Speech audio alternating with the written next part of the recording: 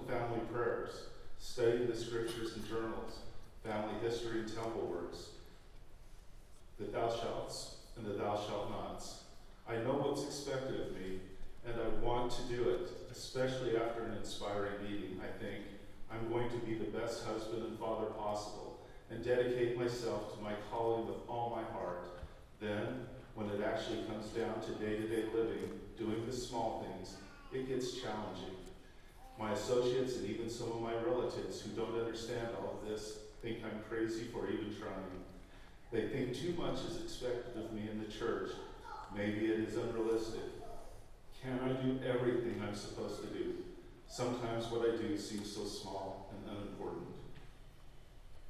1 Nephi chapter 17. And it came to pass that the Lord spake unto me, saying, Thou shalt construct a ship. And when my brethren saw that I was about to build a ship, they did murmur against me, saying, Our brother is a fool. He thinketh that he can build a ship, and he also thinketh that he can cross these great waters. And thus did my brethren complain against me, for they did not believe that I could build a ship, neither would they believe that I had been instructed of the Lord. They did rejoice over me, saying, We knew that you were lacking in judgment. And it came to pass that I, Nephi, said unto them that they should murmur no more. If God had commanded me to do all things, I could do them. And if it so be that the children of men keep the commandments of God, he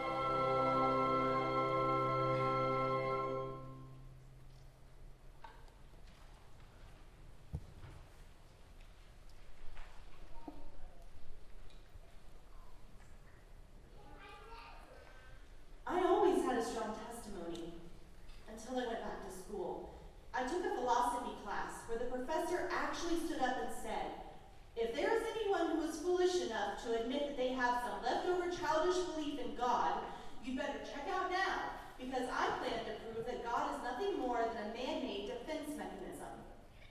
I was shocked. I wanted to raise my hand and say that I know there is a God, but everyone was laughing so smugly and sarcastically. I already felt out of place because I was older than most of the other students. I just didn't dare say anything. As the semester went on, I found myself feeling weaker and weaker. The professor really did have some points. Religion in general has become a man-made thing in so many ways. I started to question, had I really felt the Spirit when I prayed? Or did I just work myself up into an emotional state because it was expected of me in my church culture? Alma, chapter 30. And Cumorah began to preach unto the people, O ye that are bound down under a foolish and a vain hope, why do ye yoke yourselves with such foolish things? Why do ye look for a Christ? For no man can know of anything which is to come. Behold, ye cannot know of things which ye do not see. Ye look forward and say that ye see a remission of your sins, but behold, it is the effect of a frenzied mind. And this derangement of your minds comes because of the traditions of your fathers, which lead you away into a belief of things which are not so. The whole thing really bothered me, but I just kept quiet until one day when the teacher asked, does anyone still believe in God? I don't know why, but I raised my hand. I was the only one. He said, you can't be serious. Okay, prove it. Prove God exists. I said, first, you prove he doesn't. The teacher said, I've talked about that all semester. Yes, I said, but you haven't proved God doesn't exist. You can't prove that. Then I bore my testimony that I know God is real. It felt so good. The Spirit just burned inside of me. There were still some smiles and chuckles, but I knew I was right.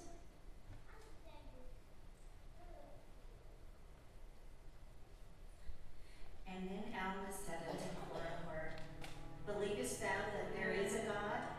And he answered, Nay. And now what evidence have ye that there is no God, or that Christ cometh not? I say unto you that ye have none, save it be your word only.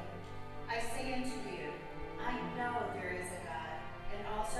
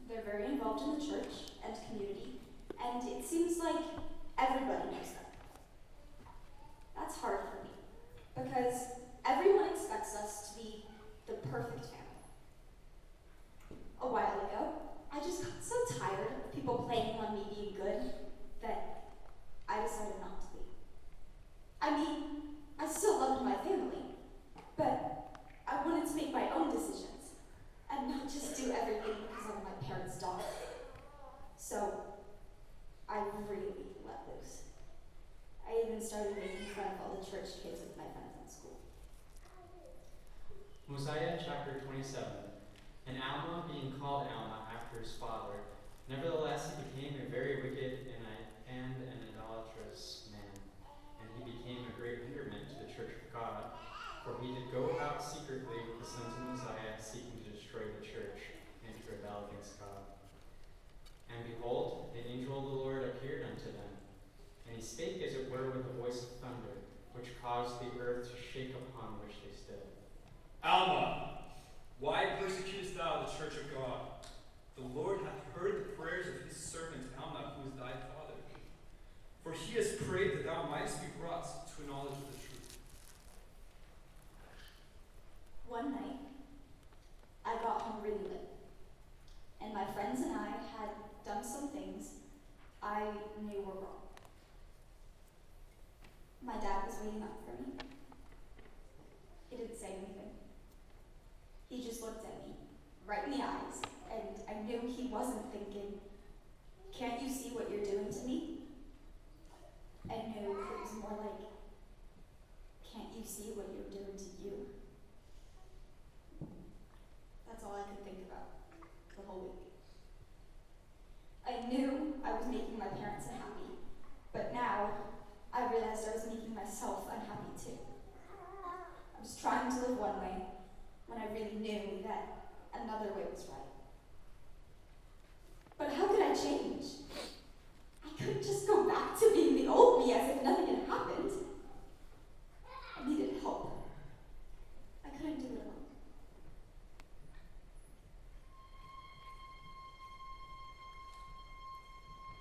And it came to pass that as I was racked with torment, I remembered to have heard my father prophesy concerning the coming of one Jesus Christ to atone for the sins of the world. Now as my mind caught hold upon this thought, I cried within my heart, "O Jesus, thou Son of God, have mercy on me." And now when I thought this, I could remember my pains no more.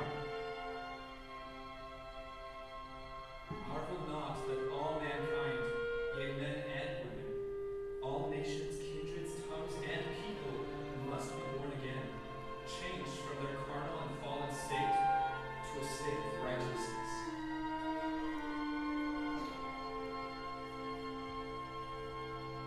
After repenting nigh unto death, the Lord in mercy had seen fit to snatch me out, and I am born of God.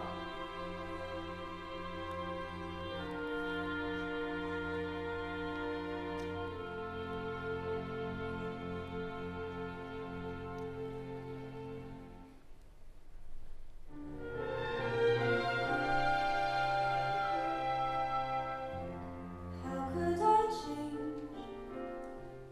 How I had tried, how I had failed.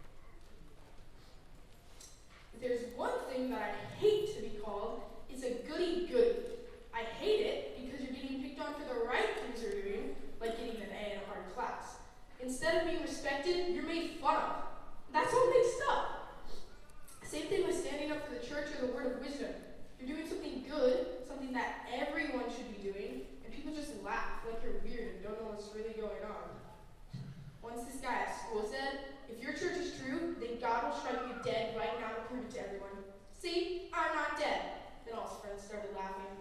I want to say something like, "You're all gonna regret this when Christ comes again." But I know that I hate it with that one, so I just don't say anything.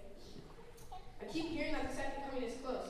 But is it really that soon? Or is it something way down the road? I want to believe it soon, but sometimes I wonder.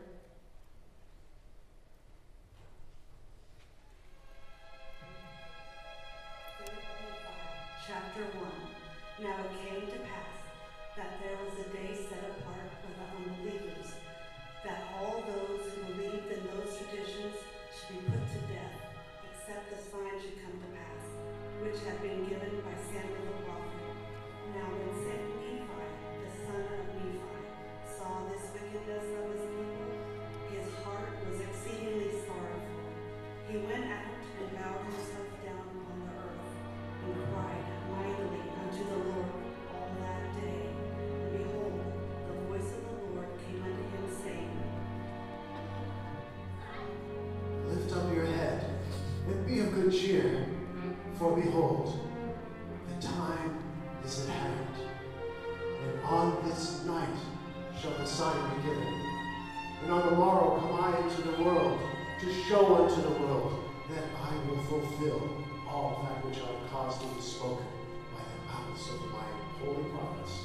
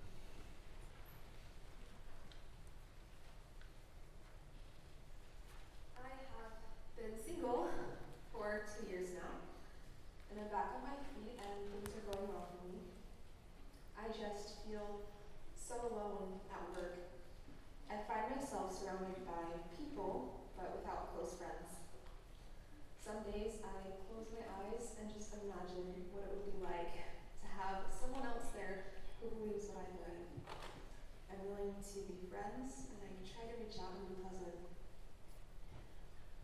But I'm just not willing to do what I would really have to do to be accepted by them. I'm trying to do what Heavenly Father wants. I just feel so alone. Mormon 8. Behold, I, Moroni, do finish the record of my father, Mormon. And now it came to pass that after the great and tremendous battle at Cumorah, the Nephites who had escaped into the country southward were hunted by the Lamanites, until they were all destroyed. And my father also was killed by them, and I even remained alone to write the sad tale of the destruction of my people. And because of their hatred, they put to death every Nephite that will not deny the Christ, and I, Mormon, will not